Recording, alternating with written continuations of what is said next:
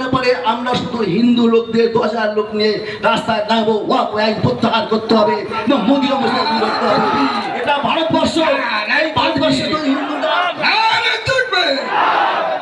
এটা ভারতবর্ষ, এটা হিন্দু মুসলিমের ঐক্যতে গড়ে উঠেছে, সভ্য হয়েছে, এর বহু ইতিহাস আছে। সময় নেই, সময় থাকলে প্রত্যেকটা আমি কোরআন আয়াত বলে বলতে পারি। আজকে ধুরি বাজারে মানুষের মনে হচ্ছে এখানে বহু মানুষ বলছে আপনাদেরকে পাঠাতে পারে অমুক অমুক মানুষ। আপনারা মুসলমান, আপনাদের জান পানের দায়িত্ব মালিককে, আপনাদের খাওয়া পানোর মালিককে। আপনার হাতে বলুন তো, কোনো মানুষ যদি বলে যে আমি আপনাদের বাড়ি থেকে দাঁড়িয়ে এসেছি, আমি মসজিদ দরজা বাঁচাতে এসেছি, এখানে রক্ষা করতে এসেছি, এটা ঠিক বলছে না ভুল বলছে? ঠিক না ঠিক বললে মাথায় সাবধান রাখবেন, বিমানটা পরিষ্কার করবেন। কোন মানুষ যদি এই বার্তা দিয়ে যায় যে আমি আপনাদের রক্ষা করব, আমি আপনাদের বাঁচাবো, এই বিশ্বাসের ওপর আপনারা যদি দিবে আনেন, বিমান আনেন, তাহলে বলবো আপনারা মহামূর্খের সরকার বাস করছেন। কারণ কোরআন শরীফ এ কথা শেখায়নি।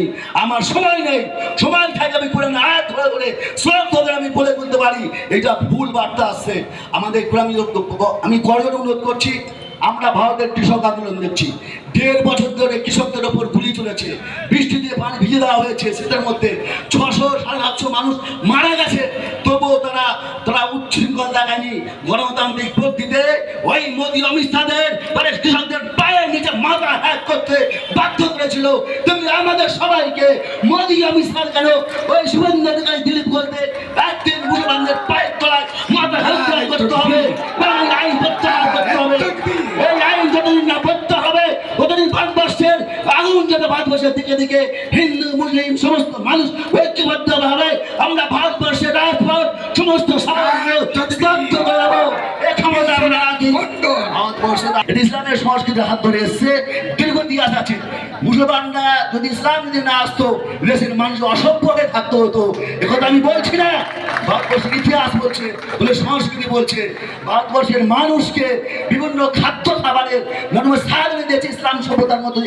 আমি তারিখ ডেট ধরে কত সালে কে কোন পার্সেন্ট আছে বলতে পারি। সময় খুব কম, আমার আরেকটি সভায় যেতে হবে, আরেকটি সভায় যাওয়ার ব্যাপার রয়েছে।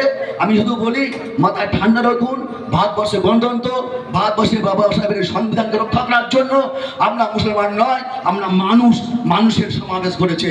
কাজী নজরুল ইসলাম বলেছেন, কান্দানি বলিছ ডুবিছে মানুষ মোরমাদ, ওই হিন্দু না মুসলিম ডুবিছে মানুষ মোরমাদ, মানুষ ডুবছে।